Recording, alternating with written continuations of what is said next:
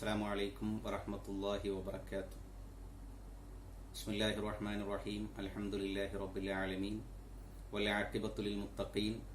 അല്ലാഹുമ്മ സ്വല്ലി വസല്ലിം വബാരിക് അലാ സയ്യിദിനാ മുഹമ്മദിൻ റഹ്മത്തുൽ ലിൽ ആലമീൻ വഅലാ ആലിഹി വസ്വഹ്ബിഹി അജ്മഈൻ. അമ്മാ ബഅദ്. വി ഹാവ് സച്ചരിത സ്മൃതിയുടെ മറ്റൊരു എപ്പിസോഡിലേക്ക് ഏവർക്കും ഹൃദ്യമായ സ്വാഗതം. ഇന്ന് റമളാൻ 3. ഇതുപോലൊരു റമളാൻ 3-നാണ് ചരിത്രത്തിലെ പ്രബലമായ ഒരു അഭിപ്രായ പ്രകാരം പുണ്യനബിയുടെ പുന്നാരപുത്രി സയ്യിദത്ത് ഫാത്തിമത്തു സഹ്റ ബത്തൂൽ റളിയല്ലാഹു അൻഹ ഈ ലോകത്തോട് വിട പറഞ്ഞത്. ഇഹലോകത്തും പരലോകത്തും നാരികളുടെ നേതാവ് എന്നറിയപ്പെടുന്ന ഫാത്തിമ ബീവിയുടെ ഓർമ്മകളിലൂടെയാണ് ഇന്നത്തെ ഈ എപ്പിസോഡിൽ നമ്മൾ സഞ്ചരിക്കുന്നത്. പ്രവാചകത്വത്തിന് മുമ്പ് 5-ാം വർഷത്തിൽ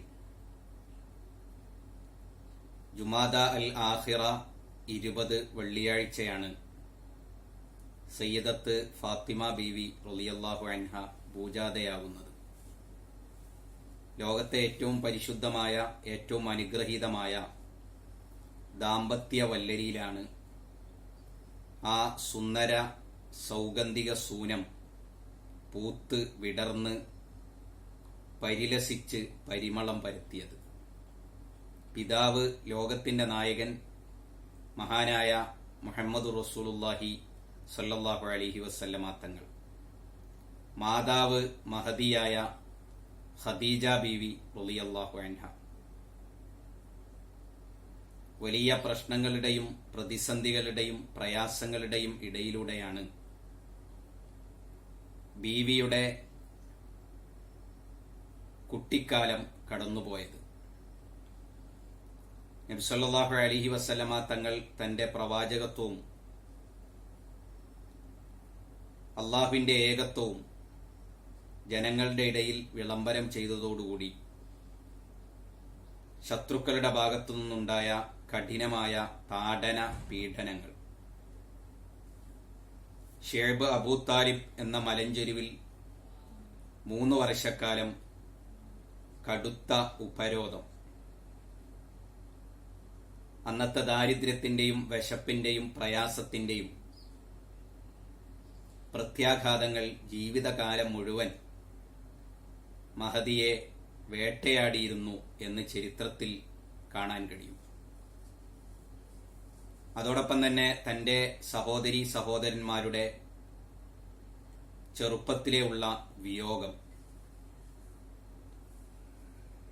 അലി റളിയല്ലാഹു അൻഹുമൊത്തുള്ള കുടുംബജീവിതത്തിൽ ഉണ്ടായിരുന്ന ദാരിദ്ര്യങ്ങൾ, പ്രയാസങ്ങൾ, അങ്ങനെ ദുരിത പർവങ്ങളിലൂടെയാണ് മഹദിയായ ഫാത്തിമ ബീവി റളിയല്ലാഹു അൻഹയുടെ ജീവിതം കടന്നുപോയത്. സർവോപരി ഷേബ് അബൂ താലിബിലെ ഉപരോധം പിൻവലിക്കപ്പെട്ട ഉടനെ തന്റെ പ്രിയപ്പെട്ട മാതാവ് ഖദീജ ബീവി റളിയല്ലാഹു അൻഹയുടെ വഫാത്ത്. ഇത്തരം പ്രശ്നങ്ങളും ഇത്തരം പ്രതിസന്ധികളും പ്രയാസങ്ങളും മഹദിയുടെ ഈമാനിന്റെ മാറ്റ് കൂട്ടുകയാണ് ചെയ്തത്. മഹാനായ റസൂലുള്ളാഹി സ്വല്ലല്ലാഹു അലൈഹി വസല്ലമ തങ്ങൾക്ക് പ്രതിസന്ധികളിൽ താങ്ങായും തണലായും കരുത്തായും കൂടെ നിന്നു മഹദി അവർകൾ. ഒരു മകൾ എന്നതിലുപരി മാതൃനിർവിശേഷമായ സ്നേഹവും ലാളനയും നബി സല്ലല്ലാഹു അലൈഹി വസല്ലമ തങ്ങൾക്ക് അവർ പകർന്നു കൊടുത്തു. അതിന്റെ പേരിൽ അവർ ഉമ്മു അബീഹ എന്ന പേരിൽ അറിയപ്പെടുകയും ചെയ്തു. മകളാണെങ്കിലും നബി സല്ലല്ലാഹു അലൈഹി വസല്ലമ തങ്ങൾക്ക് ഉമ്മയുടെ സ്ഥാനത്തായിരുന്നു ഫാത്തിമ ബീവി എന്നർത്ഥം. നബി സല്ലല്ലാഹു അലൈഹി വസല്ലമ തങ്ങൾ ഫാത്തിമ ബീവിയെ സ്നേഹിച്ചു. ഫാത്തിമ ബീവി നബിയെയും തിരിച്ച് അങ്ങേയറ്റം സ്നേഹിച്ചു. യുദ്ധങ്ങളും യാത്രകളുമൊക്കെ കഴിഞ്ഞ് തിരിച്ചു വന്നാൽ പള്ളിയിൽ കയറി 2 റക്അത്ത് നമസ്കരിച്ചതിന് ശേഷം സ്വന്തം ഭാര്യമാരുടെ വീട്ടിലേക്ക് പോലും പോകുന്നതിന് മുമ്പ് ഫാത്തിമ ബീവിയുടെ വീട്ടിലേക്കായിരുന്നു നബി സല്ലല്ലാഹു അലൈഹി വസല്ലം തങ്ങൾ പോകാറുണ്ടായിരുന്നത്. അവർ പരസ്പരം കണ്ടുമുട്ടുമ്പോൾ ഫാത്തിമയെ കണ്ടാൽ നബി സല്ലല്ലാഹു അലൈഹി വസല്ലം തങ്ങൾ എഴുന്നേറ്റ് നിൽക്കുകയും തന്റെ മകളെ സ്വീകരിക്കുകയും കയ്യിലും നെറ്റിയിലും ചുംബിക്കുകയും അവർക്ക് ഇരിക്കാൻ പ്രത്യേകമായി ഇരിപ്പിടം ഒരുക്കി കൊടുക്കുകയും ചെയ്യാറുണ്ടായിരുന്നു. ഫാത്തിമ ബീവി തിരിച്ച് നബി സല്ലല്ലാഹു അലൈഹി വസല്ലമ തങ്ങളോടും അങ്ങനെ തന്നെയായിരുന്നു. ഫാത്തിമത്തു ബളഅത്തു മിന്നി, ഫാത്തിമത്തു കിതഅത്തു കബിദി, മൻ അഗ്ളബഹ അഗ്ളബനി. ഫാത്തിമ എന്റെ കരളിന്റെ കഷ്ണമാണ്, ആരെങ്കിലും അവരെ ദേഷ്യപ്പെടുത്തിയാൽ അവർ യഥാർത്ഥത്തിൽ എന്നെയാണ് ദേഷ്യപ്പെടുത്തുന്നത് എന്ന് തുടങ്ങി നിരവധി വചനങ്ങളിലൂടെ നബി സല്ലല്ലാഹു അലൈഹി വസല്ലം തങ്ങൾ ഫാത്തിമയോടുള്ള സ്നേഹം പ്രകടിപ്പിച്ചിരുന്നു. നബി സല്ലല്ലാഹു അലൈഹി വസല്ലം തങ്ങളുടെ വഫാത്തിന്റെ സന്ദർഭത്തിൽ മരണശയ്യയിൽ കിടക്കുന്ന പുണ്യനബിയുടെ അടുത്തേക്ക് ഫാത്തിമ ബീവി കടന്നുവരുന്ന സന്ദർഭം ഹദീസുകളിൽ വിശദീകരിക്കപ്പെട്ടിട്ടുണ്ട്. ഫാത്തിമയോട് നബി സല്ലല്ലാഹു അലൈഹി വസല്ലം തങ്ങൾ ചെവിയിൽ ഒരു രഹസ്യം പറഞ്ഞു. അത് കേട്ടപ്പോൾ ബീവി പൊട്ടി കരഞ്ഞു. വീണ്ടും മറ്റൊരു രഹസ്യം പറഞ്ഞു. അത് കേട്ടപ്പോൾ പൊട്ടിച്ചിരിച്ച് സന്തോഷം പ്രകടിപ്പിച്ചു. അതിന്റെ കാരണത്തെക്കുറിച്ച് അന്വേഷിച്ചപ്പോൾ ഫാത്തിമ ബീവി പറഞ്ഞത്, ഞാൻ ഈ രാത്രിയിൽ വഫാത്താകും എന്ന് നബി സല്ലല്ലാഹു അലൈഹി വസല്ലം തങ്ങൾ പറഞ്ഞപ്പോഴാണ് ഞാൻ അത് സഹിക്കാൻ കഴിയാതെ കരഞ്ഞത്. എന്നാൽ പിന്നീട് നബി എന്നോട് പറഞ്ഞത്, നബി സല്ലല്ലാഹു അലൈഹി വസല്ലം തങ്ങളുടെ വഫാത്തിന് ശേഷം ആദ്യമായി അവിടുത്തോട് ചേരുന്നത്, ഈ കുടുംബത്തിൽ നിന്ന് ആദ്യമായി വഫാത്താവുക നീയായിരിക്കും മോളെ എന്നും സ്വർഗസ്ഥ സ്ത്രീകളുടെ നേതാവായിരിക്കും നീ എന്നും നബി സല്ലല്ലാഹു അലൈഹി വസല്ലം തങ്ങൾ പറഞ്ഞപ്പോഴാണ് ഞാൻ സന്തോഷിക്കുകയും ചിരിക്കുകയും ചെയ്തത് എന്ന് ഫാത്തിമ ബീവി വിശദീകരിച്ചിട്ടുണ്ട്.